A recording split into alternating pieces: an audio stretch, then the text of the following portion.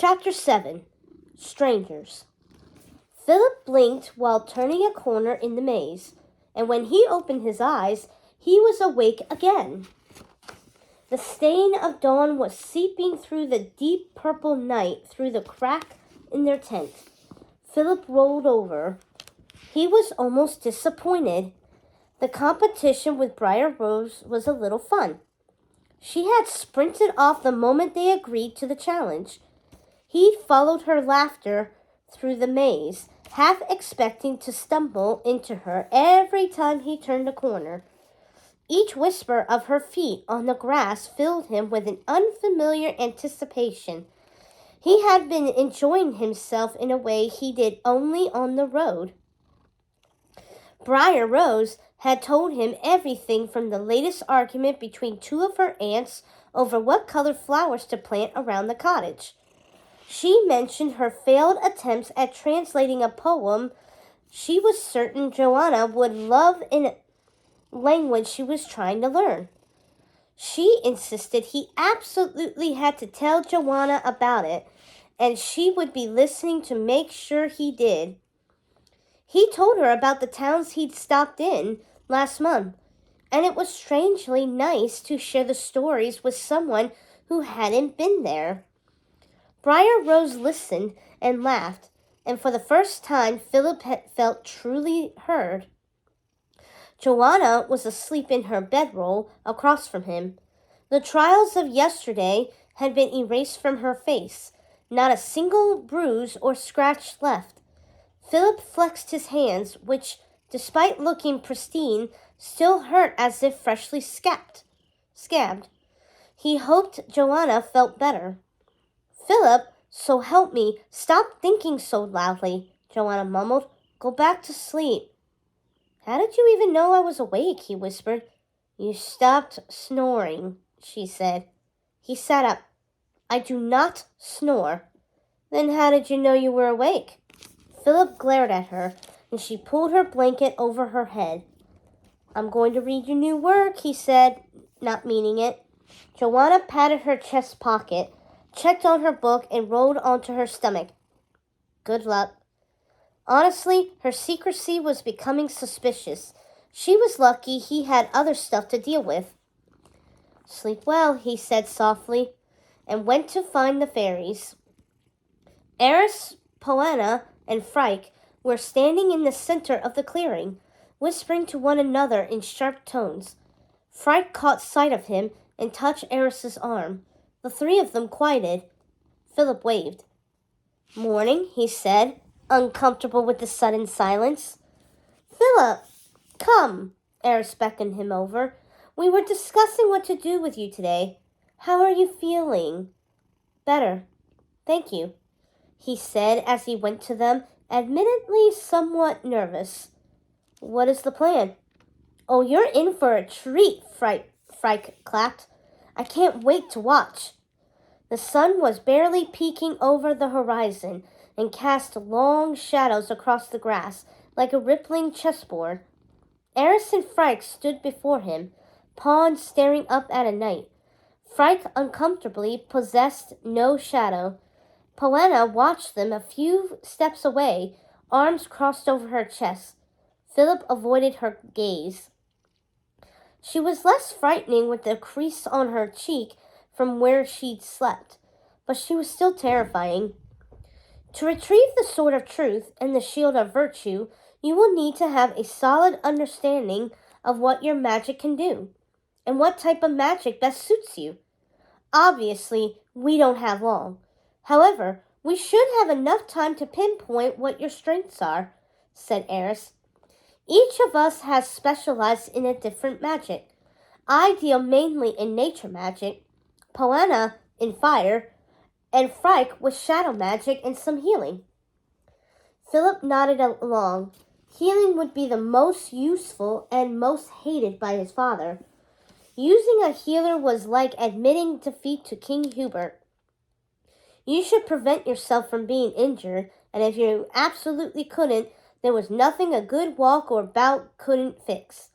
It was one of the king's least appealing beliefs. "I want to learn how to heal," Philip said. casting a sideways glance at Joanna, who had apparently changed her mind and had risen to watch them with interest. Frank wrinkled her nose. She looked like the fairies who had come for Princess Aurora that day, short, stout, and inscrutable. Healing's one of the most difficult magics to learn, and it's rare anyone's got an affinity for it. I fear healing magic's a goal for the future, not one for now. There is little time to waste, said Eris. We will have to make our play for the Sword of Truth soon. I would prefer to test your grasp of nature magic and hopefully fire magic before that. Philip nodded, but his mind drifted back to Briar Rose in the dream. After all, she could still be there, navigating the maze without him distracting her. It was terribly unfair. Joanna came over to them slowly, clearly listening, and asked, "What happens if we can't get the sword and shield?" "Philip will retrieve them," said Joanna, "or he will die." "No, thank you," Philip said, and turned to Eris. "I know they will help defend against Maleficent, and surely we don't have to get them before Princess Aurora's birthday. Why not take more time to train me to ensure everything goes right? We should wait until after the curse has come to pass or been foiled, when I have more knowledge of magic." Eris opened her mouth, narrowed her eyes, and tilted her head to the side, and Philip's unease worsened instantly. "What?" he asked. "What do you mean, been foiled, boy?" asked Poena, brown eyes wide with shock for the first time since Philip had met her. "The normal meaning?" Philip looked between her and Eris, and both shared the same confused look. "The chance of the curse taking hold is slim." "What?"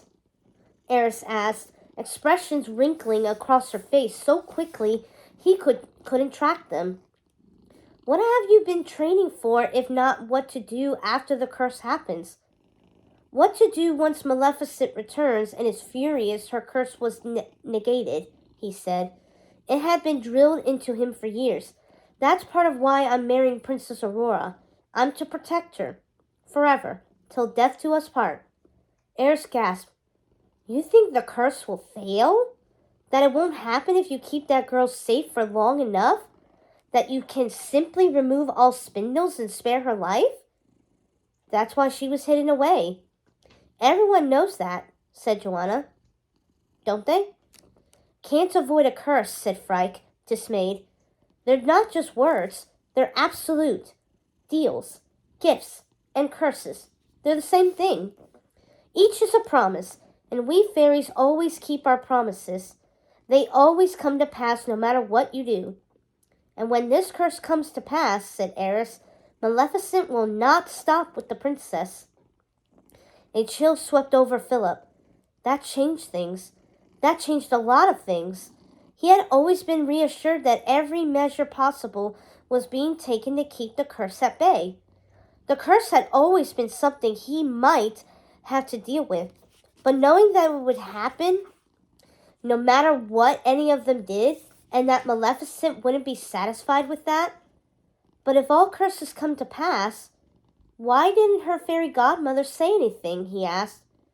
"Fauna, Flora, and Merryweather have always been fond of hope as a first line of defense," said Poena, spreading her arms wide, "and humans do get rather morose when they realize that some things happen regardless of who they are or what they do.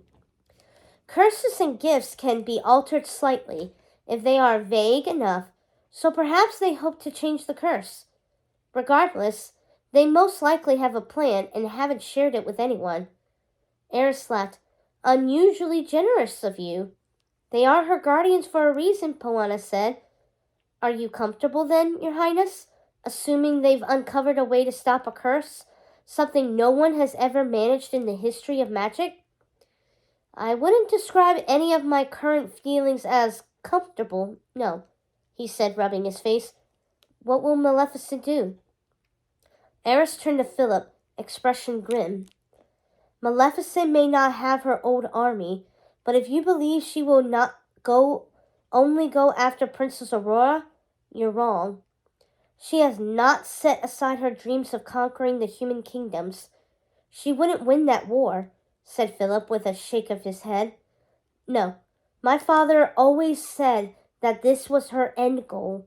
She wants to ruin King Stefan's life. Oh, she does desire that, but killing Princess Aurora is not her end goal, Eris said. It's her opening move. Philip squeezed his eyes shut and covered his face. This would change everything. His father had expected a fight, but nothing of this magnitude. If she doesn't have an army like she did before, what does she hope to do? Joanna asked. Philip uncovered his face and nodded. As much damage to the kingdoms that insulted her as possible, Poena said. With attention split between the cursed princess, her unfound true love, and Maleficent's attacks, Maleficent's loss is not guaranteed. Philip glanced at Eris. What else do I need to know? Now that we have clarified what is at stake here, all that's left is your training, said Eris. Maleficent hates what the princess represents, her initial failure to conquer Altor and the rest of the human kingdoms. She wants to strike at hearts first and foremost.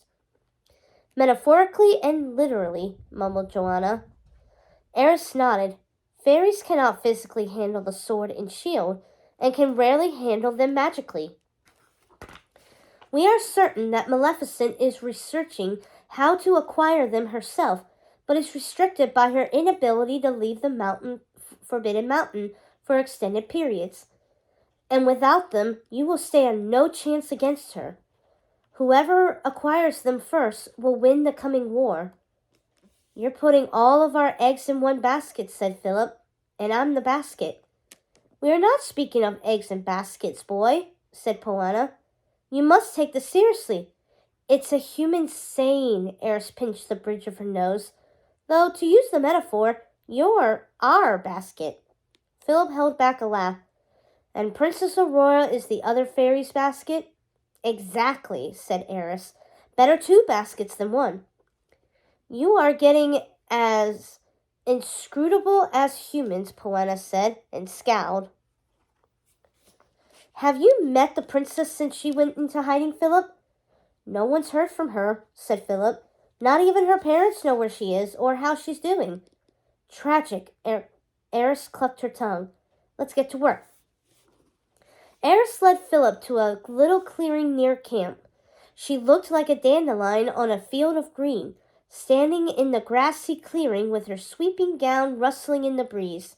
The spot she had chosen was far away from everything and everyone at their camp, and they stood across from each other, Eris studying him. We have a deal after all, she said, grinning. Now, do not expect immediate results today. It may even all feel fruitless, but I assure you it isn't. That was encouraging. Her brows pinched together, but Eris shook her head. Did you think about what you want out of life? Do you trust yourself? That's a bit personal to share, he said, and swallowed. Fair enough, said Eris. Do you trust yourself enough to attempt to use magic later today? Later?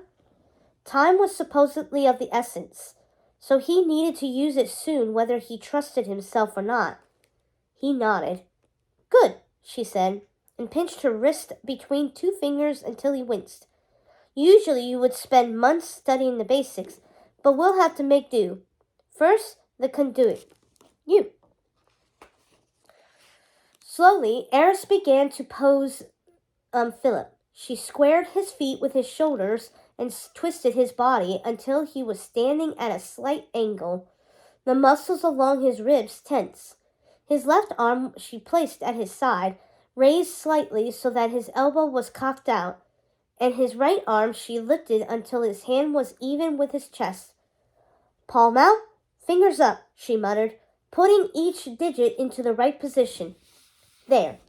It's not as good as a wand, but as a human, you could never use one. So don't get any ideas. She wagged a finger at him. You must learn how to move your magic through and out of yourself first. Then you can learn to manipulate it. Great, said Philip, feeling far less confident than he had when he'd been a scrawny 10-year-old in too big cloth armor, trying to lift a lance as his father looked on. How do I do that? Tune out the petty distractions of humanity. Allow your mind to clear completely, said Eris. You must feel your magic. Do nothing but focus on finding it within you. Clear my mind. Sure. Philip cracked his neck and tried not to stiffen up. This would be easy. He excelled at doing nothing. For how long? Despite being almost a head shorter, Eris managed to stare down her nose at him. For as long as it takes. 5 minutes became 30, and then an hour, and then 2. A warm, needling sensation spread up Philip's legs and crept down his arms. An ache came and went in his heels. The muscles of his neck twitched, and the straight, square stance Eris had molded him into began to waver. His raised arm drooped first, and she flicked his hand. Sweat beaded along his forehead, dripping into his eyes. He shuddered. I don't feel any closer to clearing my mind and feeling my magic, Philip said. How do I do it? What should I feel? He felt many things. Sweaty, bored, worried. But none of them felt magical.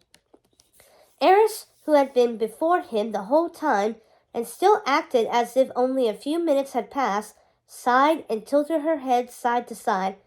I fear it's one of those things where you can only know it once you feel it.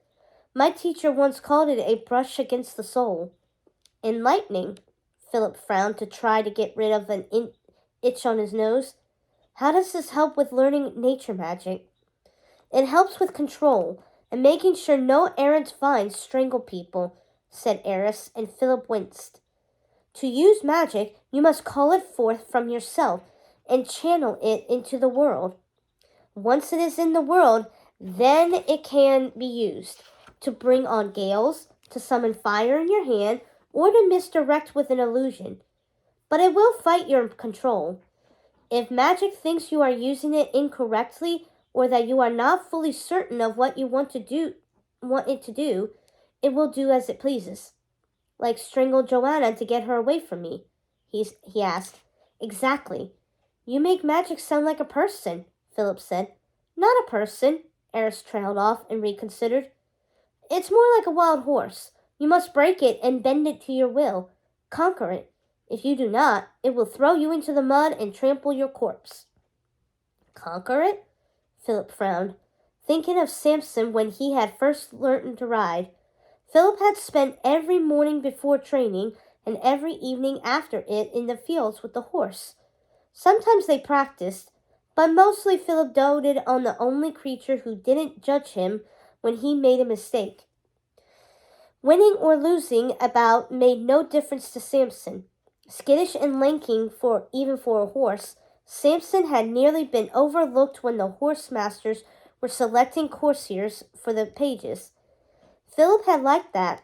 Underdogs made the best heroes in all the stories, and Samson had liked how often Philip treated him to the celery he picked out of his own food. The more carrots he'd smuggled the horse, the fewer times he got nipped during training. Fair trade-off. Perhaps you need a more physical goal, Eris said, and raised her arms. It is easy to know when you are succeeding with nature magic. Every plant turned toward her as if she were the sun. Magic speckled her skin, glittered in the blades of the grass, and settled around them like a warm autumn wind. She twisted her fingers, and a flower tore itself from the ground. It grew and wrapped itself around her wrist. Thorns sprouting from the side knot against her skin. Her magic lingered around her like a mantle. She looked powerful and sure of herself in a way Philip wanted. He had pretended to be certain of who he was for so long, but feeling that way, knowing himself, didn't seem so distant now. I believe you have an affinity for nature magic, given the plants and wind you use to attack the thief, Eris said, stroking the flower. The wizard who stole and harbors the Sword of Truth favors it as well. And while fire magic would be more useful in countering in her defenses, I think this will be easier for you to learn first. Poeta and I rarely align on anything, and even we agree that you should attempt to retrieve the sword first before trying for the shield. Philip had heard stories about the Shield of Virtue. It was entombed with and protected by its creator, who lingered after death to ensure no one unworthy stole it. Facing off against a wizard did sound far less frightening than facing off against an immortal warrior.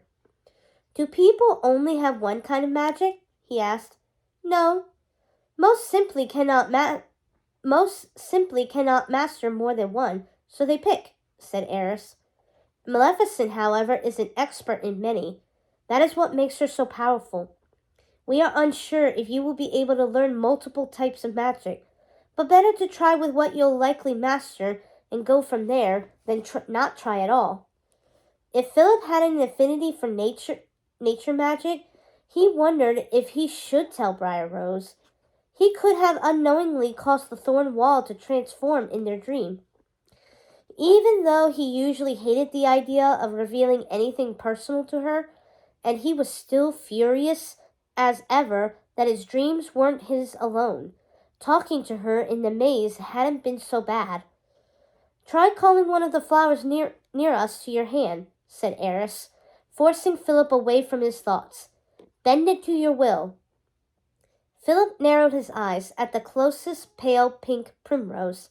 He imagined his stalk growing longer and longer, winding across the ground like a snake and slithering up his leg. It didn't so much as rustle. Philip, she said softly, like Briar Rose to one of her broken-legged animals, do you want magic? Magic is about belief, and if you do not believe that you have it and that you can use it, it will not work. He sighed and let his head fall back. It was embarrassing to admit. I don't see the point in me having it. All I will ever be allowed to use it for is to save her. And it's not like I'll get to be a wizard. I'll be defending her until I die, probably at Maleficent's hands. It hurt to say the words aloud, and he hadn't wanted to admit it to Eris. But she was the first to ask him what he wanted in years. Maybe she would understand his hesitance. Maybe she would have a solution. She was a fairy, after all. Oh. Eris opened her mouth a few times, but shook her head. She glanced away from him. Your unhappiness at being involved was clear from the start, but that is a much more morose opinion than I expected. Would studying magic seriously be something you wanted? Princes and knights didn't use magic. They battled through life with money and swords, brandishing both until they got what they wanted. Philip was supposed to be all of that and more, and his father was always watching for Philip to follow in his footsteps. I'm a prince, he said and laughed. My future is set in stone. Magic wouldn't make a difference if he had to use it how his father wanted. Stone is not immutable, especially not to those with magic. Eris eyed him curiously, tapping a finger against her chin. Your father is who has pressed you into this role, yes? Philip shrugged. More or less. History and circumstance played equal parts. Does your father have magic? She asked. Philip shook his head. Are wizards not respected as they once were? Asked Eris. What in the world makes you think that he or anyone else could tell you what to do with your magic once you learn how to use it? His father had always had one up on him since he had done it all first. But Philip would be the only one with magic. With the court wizard gone, he would be his father's last resort for magical help. I have magic, he whispered, slowly realizing for the first time the importance of the words. And my father doesn't. Eris smirked and dropped her hand. True. I could be that powerful? He asked quietly. Well, said Eris, gesturing to the primroses and then fluttering her hand to her heart. Not if you don't listen to me. For the first time in a long time, Philip didn't feel trapped. How? He asked eager, Wizards use spells sometimes. Should I learn those? Eris made a face. No, those are for specific circumstances. But saying what you want your magic to do aloud can't hurt. It will strengthen your resolve. Gesture and demand it. Philip took a deep breath and nodded. Come here, he whispered, reaching out to the primrose. The flower next to it trembled, as if thinking it over, and then stretched toward his open palm. Its leaves curled around his fingers, like the talons of a falcon, and the flower perched on his hand. Philip brushed the petals with his thumb. Close enough. The bright pleasure of a job well done bubbled up in him, and he held back a grin. Like that? Excellent, Eris applauded. Now, try to summon something else. Philip set the primrose on the ground. Summoning a gust of wind was harder, the air always cold and biting. He found it far too difficult to summon fog, and flinched at the little bursts of lightning that came from his fingers once. The vines, though they had hurt Joanna, felt the friendliest to summon and manipulate. He could weave a shield of grass and wield dagger-sized thorns. Talking to himself and reaching out to nothing was embarrassing, but the payoff was fun enough. It's still not doing exactly as I imagined, Philip said, studying the buckler he had created from bark. I wanted a shield. Eris said, perhaps specifically will help? It will take your time for your mind and magic to meld perfectly, but I believe in you. Thank you, he ducked to hide his blush. It's just embarrassing to shout everything. You're saving the world. Why should you be embarrassed? She asked, and then shrugged when he looked at her. Joanna, come here for a moment, please.